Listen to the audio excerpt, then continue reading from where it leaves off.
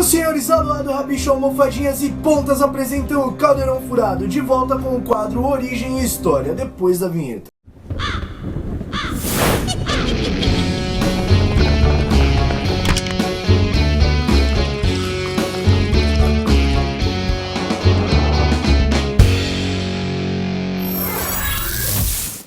Antes de começar o vídeo, eu quero mandar um beijo especial para Amanda Gouveia, para Vitória Maria e para Amanda Caroline Valério, que são minhas amigas e são muito queridas, e elas me deram presentes agora no domingo, que foi o evento do Mapa do Maroto, né? E foi bem legal e tal, e eu vou mostrar agora para vocês. A Amanda e a Vitória, a Amanda Gouveia, né? Que tem duas Amandas. A Amanda Gouveia e a Vitória, elas me deram essa corujinha aqui, essa Avis, que é a coisinha mais fofa do mundo, cara. Olha que bonito. A Amanda Caroline Valério, ela que fez os bonequinhos aqui, o Harryzinho, o Caco, o Sirius, o Dumbledore e o Voldemort, foi ela que fez. E ela fez essa mandrágora, olha que bonitinho. Ah, e ó, não esqueci de você não, viu, Douglas? E o Douglas, meu amigo muito querido, que me deu esse colar aqui da Grifinória. Só que eu não vou usar porque eu já uso só o das relíquias, então, mas eu vou guardar com muito carinho. Chega de agradecimento, chega de beijo e vamos ao vídeo. Hoje no quadro Origem e História eu vou falar sobre quadribol, como surgiu, de onde veio, como nasceu, aprimoramento, tudo o que aconteceu até o quadribol de hoje que nós conhecemos, e eu vou falar o nome de alguns times aqui. O quadribol é o esporte bruxo mais famoso e mais querido por todos. Ele teve suas origens há muitos anos e os seus primórdios são bastante fragmentados, porém são muito importantes para a história. O quadribol teve suas origens há muitos anos, lá pelo século XI, e seus primórdios foram realizados num local chamado Quidditch, que foi o que deu origem ao nome do esporte Quidditch, ou do português quadribol. Esse é o nome original, Quidditch, em inglês. O primeiro relato que temos é de uma bruxa chamada Trudy Keddle, e ela morava próximo ali desse brejo de Quidditch, e ela conhecia apenas um dia da semana, e a nossa sorte era que essa bruxinha, ela anotava as coisas em um diário do que acontecia no seu dia a dia, e ela fez as seguintes anotações, abre aspas: terça-feira, quente, aqueles marginais da outra margem do brejo andaram aprontando outra vez, jogando aquele jogo idiota montados em vassouras. Uma bola de couro enorme veio parar na minha horta de repolhos. Eu azarei o grandalhão que veio buscá-la. Quero ver ele voar ajoelhado de trás para frente. Aí numa outra anotação ela disse o seguinte: terça-feira, chuva. Entrei no brejo para colher urtigas e os idiotas com as vassouras jogavam outra vez. Uma bola nova que atiram uns para os outros e tentam acertar troncos de cada lado do brejo. Uma brincadeira inútil. Mais uma vez a Trudy deixou mais uma anotação. Terça-feira, ventoso. Gwynog veio tomar chá de urtigas, depois me convidou para passear. Acabamos assistindo aqueles retardados jogarem o tal jogo do brejo. Um bruxo grandalhão escocês que mora no alto do morro estava lá e agora jogavam com duas pedras que voavam no ar e tentavam derrubar uns aos outros das vassouras. Infelizmente isso não aconteceu enquanto eu estava assistindo.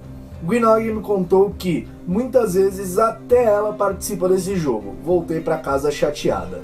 Essas três anotações da Trudy, elas nos mostraram muito mais do que ela realmente queria dizer ali.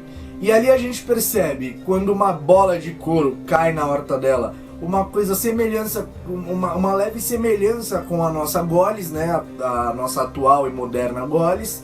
Depois ela revela que eles jogavam uma bola uma para o outro e tentavam acertar nos troncos em lados opostos do brejo, o que é uma forma primitiva, o que parece ser uma forma primitiva de se marcar gols. E logo depois ela relata sobre pedras voadoras, duas pedras voadoras ali que eles tentavam acertar um no outro e que tentavam derrubar um ao outro da vassoura. porque a gente tem certeza que é como se fossem os balaços ali na época, que foi o primórdio do balaço e dos batedores, né? Durante a passagem de quase um século, não houveram mais registros do tal jogo do brejo, até que um bruxo chamado Godwin Knin enviou uma carta a um primo seu, e nessa carta havia relatos de um esporte em que a galera tava jogando lá e que era o tal jogo de brejo. Dessa vez mais aprimorado, não usavam mais, na carta dizia que não usavam mais troncos, e sim barris, eram barris com bases, né, com estacas, e era lá que eles tentavam marcar os pontos, que eles tinham que marcar os pontos. Nomes como Pegador e Pedraço haviam sido citados nessa carta, e acredita-se que Pegador era o antigo nome dado a artilheiro, e Pedraço com certeza era o nome dos balaços. Mesmo assim, ainda está faltando um elemento que nos é familiar. No tal jogo do brejo, faltava o pomo de ouro. A introdução do pomo de ouro se deu por volta ali do século XIII e ela tem aspectos curiosos. Desde os primeiros anos da década de 1100, a caça aos pomorins dourados era comum e era considerada um esporte. Se você não sabe o que é o pomorim dourado é uma criatura mágica e você vai entender já já. Tinha grande popularidade entre os bruxos e bruxas da época porque o pássaro era extremamente pequeno, veloz e muito hábil. Era praticamente quase impossível de se capturar. Haviam inúmeros aspectos que eram negativos relacionados à caça do pomorim dourado. Um deles é que as pessoas caçavam ele em plena luz do dia e colocavam em risco a exposição aos trouxas. O Conselho dos Bruxos na época não conseguia reduzir a popularidade do esporte, e parecia que eles até nem queriam, nem se preocupavam com os pomorins, e eles não estavam nem um pouco preocupados em relação à caça dos passarinhos. Aí você me fala assim: tá bom, Caco, você tava falando de quadribol, você tava falando de jogo do brejo, quadribol e tudo mais. O que a caça do pomorim dourado tem a ver com quadribol? Tudo a ver, porque no ano de 1269 a caça dos pomorins dourados cruzou com o jogo do brejo. Eles tiveram um encontro ali e você vai entender agora. Nesse jogo estava presente o chefe do conselho dos bruxos, Barbaro Brady, e uma bruxa chamada Modestia Habnot. E por relatos de uma carta dessa bruxinha chamada Modestia Habnot, nós temos conhecimento do que aconteceu naquela partida. A Modestia mandou uma carta para sua irmã Prudência contando o que havia acontecido na partida. E foi o seguinte: o chefe do conselho dos bruxos, Barbaro Brady, levou um pomorim dourado em uma gaiola e soltou ele no meio da partida do jogo de brejo. E ele disse que quem capturasse o passarinho, o pomorim dourado, ganharia 150 galeões dados por ele. O jogo ficou um inferno porque os jogadores esqueceram o jogo do brejo totalmente e foram em busca da captura do pássaro. A Modéstia, que achou aquilo um absurdo, pegou, fez um feitiço convocatório e quando o pássaro estava passando por perto, ele veio até a sua mão. Ela pegou o pássaro, saiu correndo dali. Todo mundo foi atrás dela e tudo, mas era tarde demais, porque ela já havia libertado o pássaro. A Modéstia pode ter salvo o pomorim dourado que estava lá naquela época, naquela ocasião. Mas a atitude dela rendeu uma multa de 10 galeões, porque o chefe do conselho dos bruxos deu essa multa, aplicou essa multa nela, e ela perdeu até a casa, porque 10 galeões na época era muito dinheiro. A atitude de Modéstia pode ter salvo o pomorim dourado na ocasião, porém não salvou os outros, porque a prática do pomorim dourado no jogo de brejo foi adotada facilmente e muito rápido por todos os jogadores. E a partir daí, eles usavam pomorins dourados nos jogos de brejo. Apenas um jogador foi designado para capturar o pomorim e ele recebeu o nome de Caçador. Quando o caçador capturava o pomorim dourado, a partida estava encerrada e ele recebia 150 pontos, para lembrar os 150 galeões prometido por Barbaro Brady.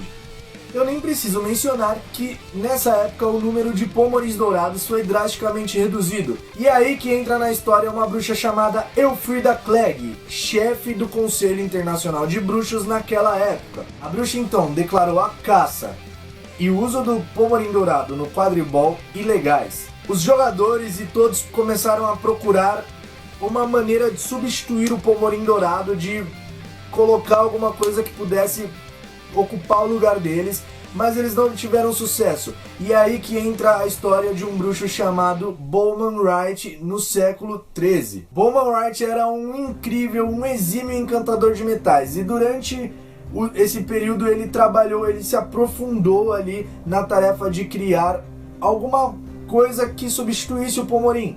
Então ele ficou ali trabalhando arduamente e ele conseguiu inventar uma bola do tamanho de uma noz com o peso idêntico de um pomorim dourado, com asas prateadas e rotativas que permitiam que a bola representasse o mesmo movimento que o pomorim fazia. O Bowman Wright batizou essa bolinha de pomo de ouro e nascia então o quadribol. Importante falar, uma curiosidade, o Bowman Wright ele morava no vilarejo de Godric's Hollow.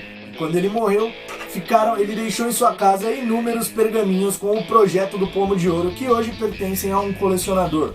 No ano de 1398, um bruxo chamado Zacarias Mumps redigiu a primeira descrição completa de um jogo de quadribol. Ele enfatizou a necessidade de cautela e sigilo, o cuidado que tinham que tomar do jogo, porque para que os bruxos não vissem, para que os trouxas não presenciassem e tudo mais. E ele deu várias dicas ali e várias precauções, né? Mas que a galera não deu a mínima.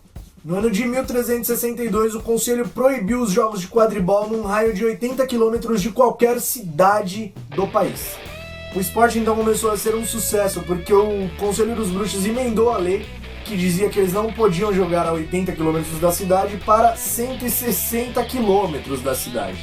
Aí lá no ano de 1419, o conselho disse que o quadribol não podia mais ser jogado em possibilidade alguma em que um trouxa pudesse ver, que colocasse em risco qualquer coisa que seja do mundo mágico.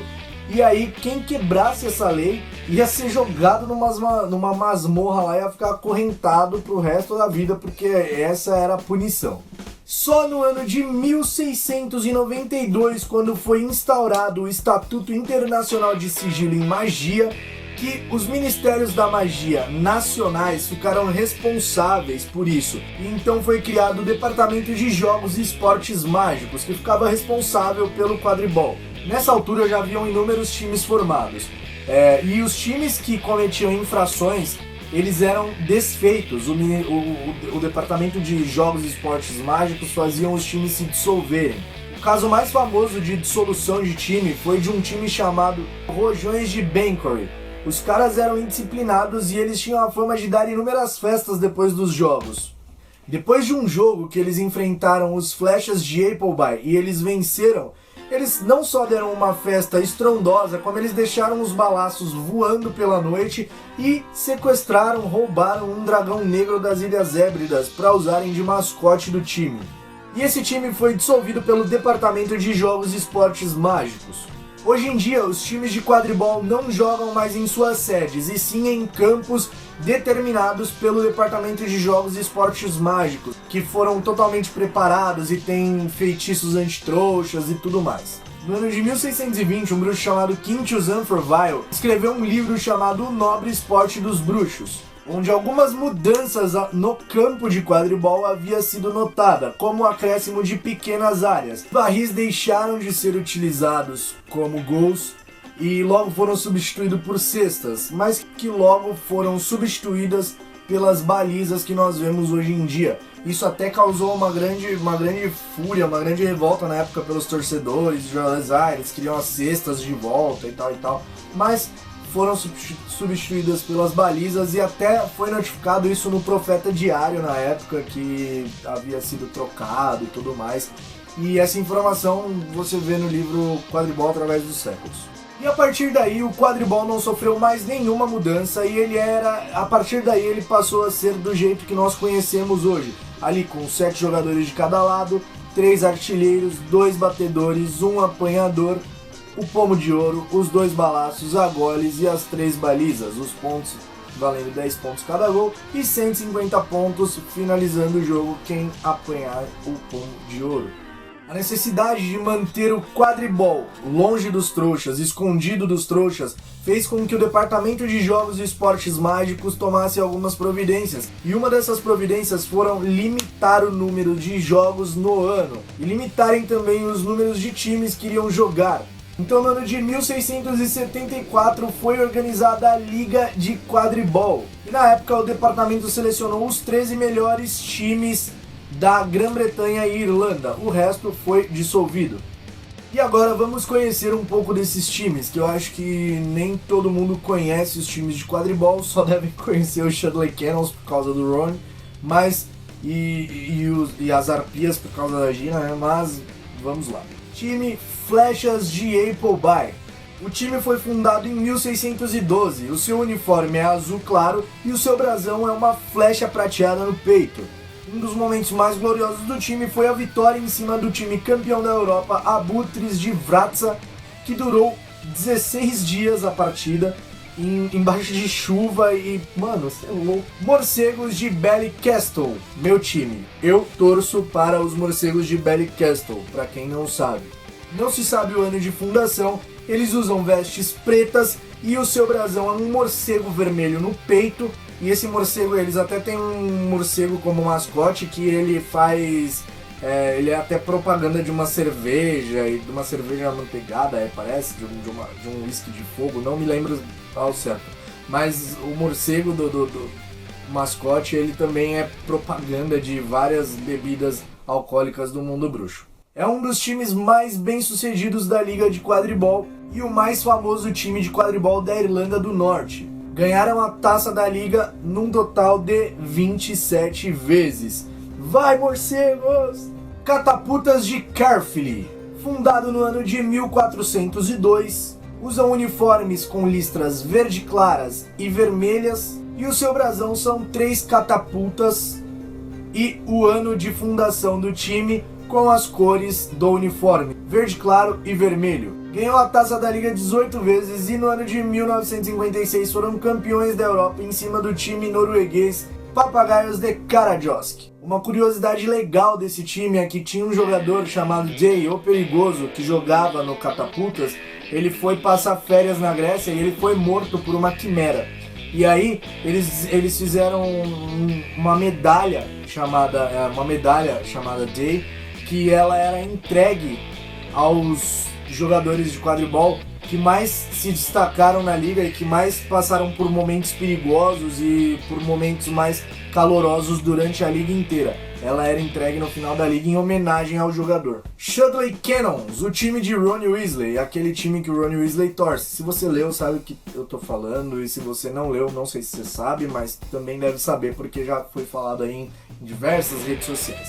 Fundado no ano de 1753, eles usam vestes cor laranja vivo e o seu brasão tem 2 letras C e uma bala de canhão que fica passando ali entre as letras.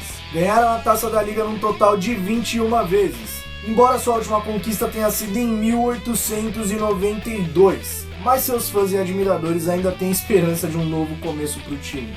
Uma curiosidade é que os torcedores e os próprios jogadores mudaram o lema do time de "Nós venceremos" para "Vamos fazer figa e esperar pelo melhor". Falcões de Felmont. Não se sabe o ano de fundação do time, eles usam veste branco e cinza chumbo. O seu brasão é um falcão no peito. É um time conhecido por sua enorme raça e brutalidade. Os caras são brutos, o negócio dos caras era porrada. Eles têm essa reputação graças ao Kevin e ao Carlos Broadmoor, que eram 2 batedores, e as suas faltas resultaram em nada mais nada menos do que 14 suspensões para o time. Eles tinham como lema a frase "Vamos vencer, mas se não pudermos, arrebentamos o adversário".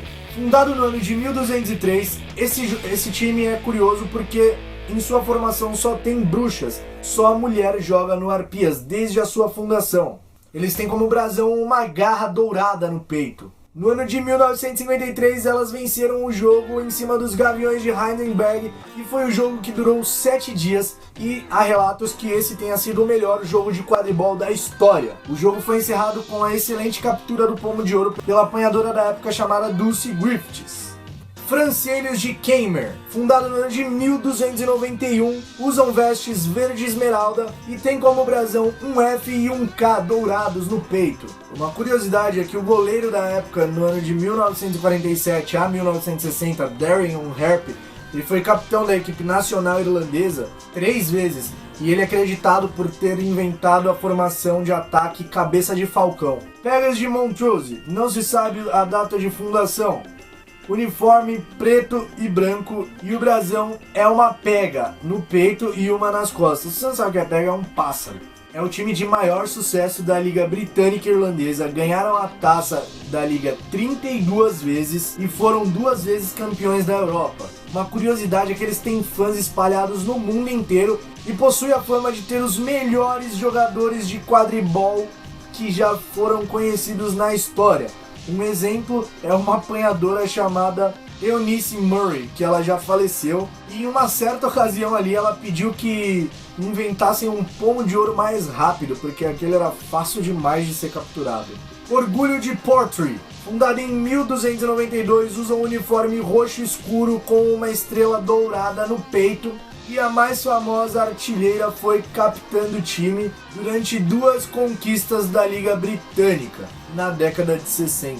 Jogou pela seleção da Escócia por 36 vezes e a sua filha hoje é batedora no time. E ela é mãe do Kirley, o vocalista da banda As Esquisitonas. União de Podemer, fundado no ano de 1163, usam vestes na cor azul marinho. No seu brasão tem 2 juncos cruzados. Se você não sabe o que é junco, é uma plantinha, é uma plantinha. Tem 2 juncos dourados cruzados no brasão, no peito. É o time mais antigo da liga e conquistou a taça 22 vezes. Tornados de Tuccio, fundado no ano de 1520, eles usam um uniforme azul celeste e teve seu período de maior sucesso no século XX. Teve como jogador um bruxo chamado Rodrigo Plumpton, que detém o recorde da mais rápida captura de um pomo de ouro, 3 segundos e meio. E ele jogou diversas vezes pela liga e jogou diversas vezes acho que 32 vezes pela seleção da Inglaterra, se eu não me engano. 22 vezes, não foram 32, foram 22. Essa captura do pomo de ouro, ele capturou com a manga das vestes, ele capturou o pomo de ouro. Ele afirmou até o resto da vida que foi por querer, que a intenção dele era fazer aquilo, e esse ficou conhecido como o passe de Plumpton. Muitas pessoas acham que foi sem querer. Vagamundos, não é vagabundos, tá? É Vagamundos de Windtown. Fundado no ano de 1422, usam vestes na cor vermelho sangue e o seu brasão é um cutelo de açougueiro. Cutelo é aquela faquinha de açougueiro que é um pouco... tá ligado? Isso é um cutelo. O time era formado por 7 filhos de um açougueiro bruxo ali da época, chamado Walter Parkin. Eram 4 garotos e 3 garotas e eles realmente formavam um time fantástico que quase não tinha derrotas. Não se sabe por quê, se era porque o pai deles ficavam assistindo com a varinha numa mão e o cutelo na outra, que os adversários ficavam meio intimidados. Mas eles eram um time bem foda. Através dos séculos, em homenagem à origem dos fundadores do time, sempre tem um descendente da família Parkins no time, não importa, sempre tem um Parkins no time, na formação atual, para fazer homenagem aos fundadores lá no ano de 1422. Vespas de Wimborne, fundado no ano de 1312, usa uniforme preto com listras amarelas e o seu brasão é uma vespa no peito. Venceu a Liga Britânica 18 vezes e foi semifinalista 2 vezes da Liga Europeia. Uma curiosidade legal, acredita-se que o nome do time é devido a um terrível incidente que aconteceu durante um jogo contra os Flechas de Appleby, quando o batedor do Vespas passava perto de uma árvore e aí ele pegou e viu que tinha um ninho de Vespas ali e ele rebateu esse ninho em cima de um dos jogadores do Flechas. E o cara recebeu tanta picada ali de Vespa que o cara teve que ser retirado do jogo. Os torcedores do Vespas é conhecido como ferrões. E toda vez que os jogadores de um time adversário vão cobrar faltas ou alguma coisa, eles ficam zumbindo pra fazer, pra assustar, pra deixar o adversário oprimido. Eu acho essa uma curiosidade sensacional. Esses foram os 13 times famosos da Liga Britânica e Irlandesa. A primeira Copa Mundial de Quadribol aconteceu no ano de 1473 e aconteceu somente entre nações europeias, porque as outras nações não quiseram vir ou porque as corujas foram não chegaram aos destinos e tudo mais, ou então porque eles queriam só ficar acomodados lá nos próprios países e não quiseram vir para a Europa para jogar. A final foi disputada entre Transilvânia, foi o jogo mais violento da história e inúmeras faltas foram registradas nesse jogo, até então porque não existiam faltas no time de quadribol. Se eu não me engano foram registradas 700 faltas nesse jogo, nessa Copa. Todas elas foram registradas e hoje em dia são penalidades no time, nos jogos. Faltas como, por exemplo, transformar o adversário num gambá ou então decapitar o goleiro do outro time. Desde então, a Copa Mundial de Quadribol passou a ser realizada de 4 em 4 anos e a Liga Europeia de 3 em 3 anos. É isso aí, galera, o vídeo vai ficando por aqui, foi longo pra cacete, mas, muito legal o conteúdo. Eu tirei tudo isso que tem no vídeo de hoje do livrinho Quadribol através dos séculos. E se você ainda não leu, leia que você vai gostar bastante. Lá tem todas as informações completinhas. Isso aqui foi um breve resumo, digamos assim, do livro. Não tem nem 2% do que tem no livro. Se você não me conhece, meu nome é Caco Cardassi e esse é o Caldeirão Furado. E aqui nós fazemos vídeos sobre Harry Potter. Não se esqueça de me seguir em todas as redes sociais, que é Caco Cardassi. Caco Cardassi no Twitter, Caco Cardassi no Instagram, Snapchat Caco Cardassi. Fica à vontade, segue lá. Quiser trocar ideia, a gente troca ideia sem problema nenhum. Quiser me mandar presente de Natal, pode mandar presente de Natal. Eu não tenho caixa postal, mas se quiser mandar no meu endereço, não tem problema, que eu não ligo pra isso.